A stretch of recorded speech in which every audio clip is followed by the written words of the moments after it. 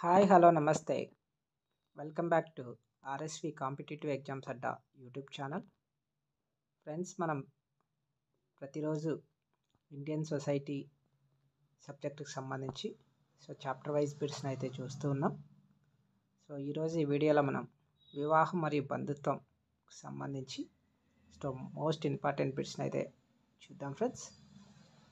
Video చూస్తున్న ప్రతి ఒక్కరూ వీడియోని అయితే లైక్ చేసి షేర్ చేయండి. అలాగే మన ఛానల్ని ఫస్ట్ టైం చూస్తున్నట్లయితే ఛానల్ని తప్పకుండా సబ్స్క్రైబ్ చేసుకొని పక్కనున్న బెల్ సింబల్ని యాక్టివేట్ చేసుకోండి ఫ్రెండ్స్. అలాగే టెలిగ్రామ్ గ్రూప్కి సంబంధించి లింక్ డిస్క్రిప్షన్లో ఉంటుంది. టెలిగ్రామ్ గ్రూప్లో కూడా జాయిన్ అవ్వండి. ఓకే, ఇప్పుడు ఫస్ట్ క్వశ్చన్ చూద్దాం. వివాహం అంటే మానవ సమాజానికి ఆధారం, వధూవరుల బంధువుల మధ్య సంబంధాలను నిర్వచిస్తుంది, విశ్వజనీక సామాజిక సంస్థ, పైవన్నీ. ఆన్సర్ ఈస్ డి, పైవన్నీ ఫ్రెండ్స్. వివాహం అంటే మానవ సమాజానికి ఆధారం, వధూవరుల బంధువుల మధ్య సంబంధాలను నిర్వచిస్తుంది, అలాగే విశ్వజనీక సామాజిక సంస్థ. Okay, second question. Marriage and family in India గ్రంథ రచయిత ఎవరు? A M S Srinivas, B K M Kapadia, C T N Sudhar, D I Karve. Answer B K M Kapadia. Okay, next question.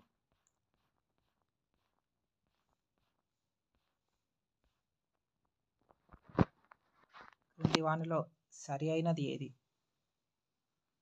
1. పెద్దలు కుదిర్చిన వివాహంలో కుల వ్యవస్థ ప్రధాన పాత్ర పోషిస్తుంది. 2. అనాగరిక సమాజాలలో విడాకుల రేటు ఎక్కువ, స్థిరత్వం తక్కువ. ఏది కరెక్ట్ అని చెప్పి అడుగుతున్నాడు. ఏ 1 సరైనది, బి 2 సరైనది, సి 1, 2 సరైనవి, డి 2 తప్పు. ఆన్సర్ సి 1, 2 సరైనవి. ఓకే, పెద్దలు కుదిర్చిన వివాహంలో కుల వ్యవస్థ అనేది ప్రధాన పాత్ర వహిస్తున్నది కరెక్ట్. అలాగే అనాగరిక సమాజాలలో విడాకుల రేట్ ఎక్కువ, స్థిరత్వం తక్కువగా ఉంటుంది అనేది కూడా కరెక్ట్. Okay, next question.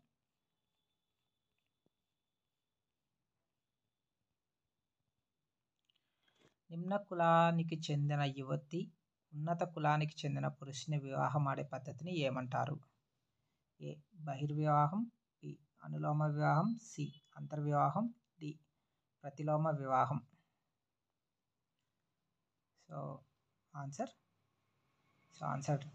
చేయడానికి ప్రయత్నిస్తున్నాను ఫ్రెండ్స్. ఓకే, నేను చెప్పే లోపల. ఆన్సర్ ఈస్ బి అనులోమ వివాహం. అనులోమ వివాహం అంటే ఏంటి, ప్రతిలోమ వివాహం అంటే ఏంటి, అంతర్వివాహం ఏంటంటే, బహిర్వివాహం అంటే ఏంటి అనేది మీరు గుర్తుపెట్టుకోవాలి. కంపల్సరీగా క్వశ్చన్ అనేది రావడం జరుగుతుంది. Okay, next question. ఒక పురుషుడు ఒకసారి ఒక స్త్రీని వివాహం చేసుకుంటే ఆ వివాహాన్ని ఏమంటారు? A polygamy, B monogamy, C polyandria, D పైవన్నీ. Answer B monogamy. ఒక పురుషుడు ఒక స్త్రీని ఒకేసారి పెళ్లి చేసుకుంటే దాన్ని మోనోగమి అంటాం. ఓకే,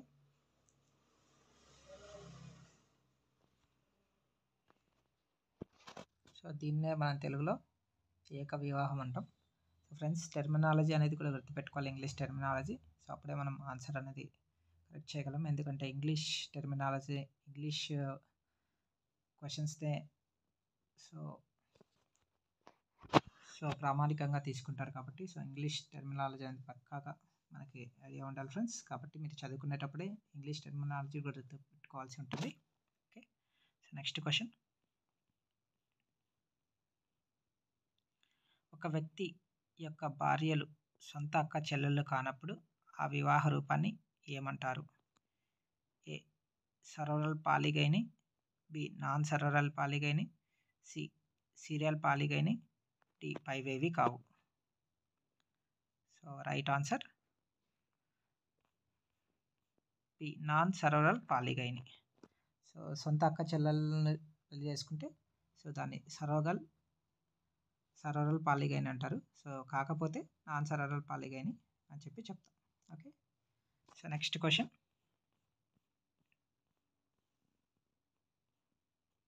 దేవర న్యాయ వివాహం అంటే ఏ మేనబిడ్డల మధ్య జరిగే వివాహం, బి సోదరి కూతురుతో జరిగే వివాహం, సి సోదరుడి కూతురుతో జరిగే వివాహం, డి భర్త మరణించిన తర్వాత అతడి సోదరుతో జరిగే వివాహం. సో రైట్ ఆన్సర్ డి, భర్త మరణించిన తర్వాత అతడి సోదరుతో జరిగే వివాహాన్ని మనం దేవర న్యాయ వివాహం అని చెప్పి చెప్తాం ఫ్రెండ్స్. ఓకే, సో దీన్నే మనం ఇంగ్లీష్లో లాబిరేట్ అని చెప్పి చెప్తాం. Okay, so next question. క్రింది వారిలో సరైనది ఏది?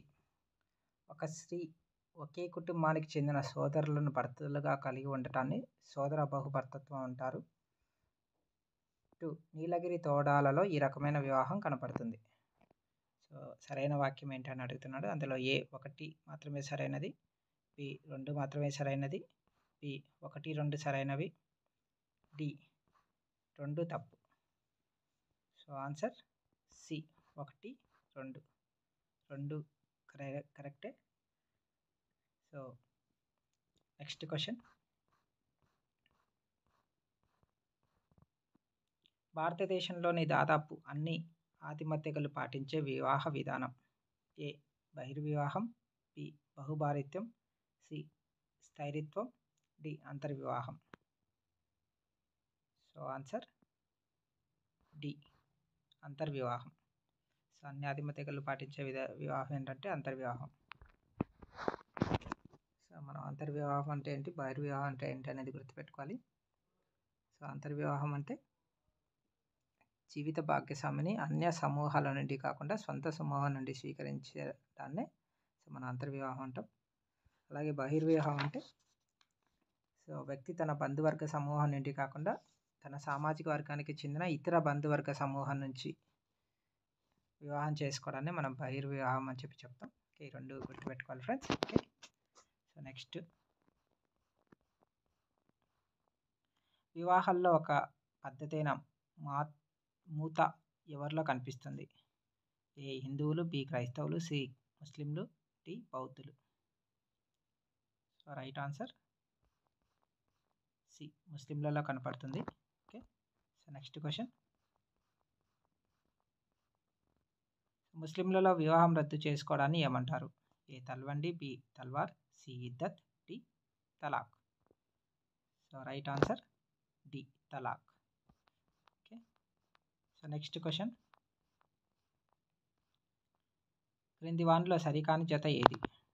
సో పైశాచిక వివాహం అంటే ధనాశతో వధువును అమ్మడం, రాక్షస వివాహం కన్యను బలవంతంగా ఎత్తుకెళ్ళి వివాహం చేసుకోవడం, గాంధర్వ వివాహం ప్రేమించి వివాహం చేసుకోవడం, ప్రజాపత్య వివాహం ఎటువంటి కన్యాశుల్కం వరకట్నం లేకుండా పెళ్లి చేసుకోవడం. సో ఇందులో ఏది సరికానిది అని అడుగుతున్నాడు. సో ఏ పైశాచిక వివాహం అనేది కరెక్ట్ కాదు ఫ్రెండ్స్.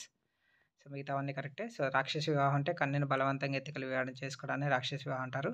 సో ప్రేమించి పెళ్లి చేసుకోవడాన్ని గాంధర్వ వివాహం అంటారు. అలాగే కన్యాశుల్కం వరకట్నం 2 లేకుండా పెళ్లి చేసుకోవడాన్ని ప్రజాపత్య వివాహం లేదా ఆదర్శ వివాహం అని చెప్పి చెప్తాం. సో పైశాచిక వివాహం సో వధువు నిద్రలో ఉన్నప్పుడు లేదా మత్తుకు గురి చేసి సో వివాహం చేసుకోవడాన్ని మనం పైశాచిక వివాహం అని చెప్పి చెప్తాం. Okay, so next question.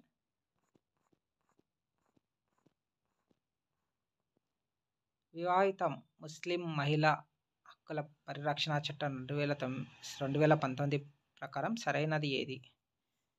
1 section 3 ప్రకారం తలాఖీ బిదాత్ నిషేధించబడింది. సెక్షన్ 2 ప్రకారం తలాఖీ అసా నిషేధించడం జరిగింది. సెక్షన్ 4 ప్రకారం తలాఖీ హసన్ నిషేధించబడింది. సెక్షన్ 5 ప్రకారం తలాఖీ తఫ్ విచ్ నిషేధించబడింది. సో ఇందులో ఏది కరెక్ట్ అని చెప్పి అడుగుతున్నాడు. So the right answer is so 1, 2 సరైనవా, 2, 3 సరైనవా, 1, 2, 3, 4 సరైనవా, 1 మాత్రమే సరైనదా అని అడిగి ఆన్సర్ చేయాలి. సో ఆన్సర్ ఈస్ డి 1 మాత్రమే సరైనది. సో మిగతావన్నీ తప్పు ఫ్రెండ్స్. ఓకే, సో మీరు మళ్ళీ ఒకసారి దాన్ని క్వశ్చన్ రిపీట్ చేసుకొని చూసుకొని ఆన్సర్ చేసుకోండి. Okay, so next question. Sharada చట్టం కింది వానిలో దేన్ని ఏర్పరిచింది? ఏ. హిందువుల వితంతు పునర్వివాహాన్ని నిషేధిస్తుంది. హిందువులు విడాకులు తీసుకోవడాన్ని నిషేధిస్తుంది. హిందువుల్లో వధూవరుల కనీస వివాహ వయసు నిర్ధారిస్తుంది. స్త్రీలు ఉన్నత విద్య అభ్యసించడాన్ని అంగీకరిస్తుంది. సో ఇందులో ఏది ఏర్పరిచింది శారదా చట్టం? చైల్డ్ మ్యారేజ్ రెస్ట్రిక్ట్ యాక్ట్ అనే చెప్పి అడుగుతున్నాడు. So answer is C. హిందువుల వధూవరుల కనీస వివాహ వయసును నిర్ధారించేదే శారదా చట్టం. ఓకే, సో దీన్ని 1929లో స్టార్ట్ చేశారు. సో ఇది ఏప్రిల్ 1, 1930 నుంచి అమల్లోకి వచ్చింది. సో 1929లో చట్టం చేసిన, సో 1930 ఏప్రిల్ 1 నుంచి వచ్చింది. సో ఈ బాల్య వివాహాలపై సూచనలు చేసిన కమిటీ శారదా కమిటీ. సో దీనినే బాల్య వివాహ నిరోధక చట్టం అని చెప్పి కూడా చెప్తాం ఫ్రెండ్స్. ఓకే, సో చట్టాల గురించి గుర్తుపెట్టుకోవాలి. సతీ సహగమన నిరోధక చట్టం ఎప్పుడు ఏర్పడింది? హిందూ వివాహ పునర్వివాహ చట్టం ఎప్పుడు ఏర్పడింది? హిందూ వారసత్వ చట్టం ఎప్పుడు ఏర్పడింది? అలాగే గృహహింస నిరోధక చట్టం ఎప్పుడు ఏర్పడింది? ఇవన్నీ సో చట్టాలు ఇలా సంవత్సరాలు అనేవి కంపల్సరీ గుర్తుపెట్టుకోవాలి. Okay, so next question.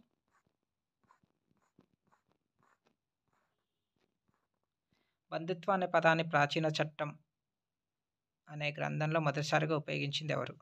ఏ. Henry Maine, B. Irawati Karve, C. Murdock, D. Robin Fox. So answer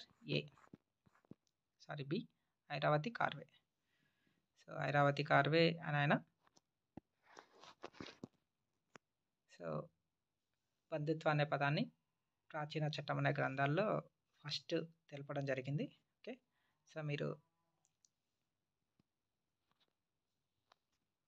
శాస్త్రవేత్తల పేర్లు కూడా కంపల్సరీ గుర్తుపెట్టుకోవాల్సి ఉంటుంది ఫ్రెండ్స్. మనకి వాటి నుంచి కూడా క్వశ్చన్స్ అనేవి వస్తాయి. ఎక్కువ శాస్త్రవేత్త పేర్లు ఉన్నాయి కాబట్టి మీరు బాగా చదివి గుర్తుపెట్టుకోవాల్సి ఉంటుంది. Okay, so next question.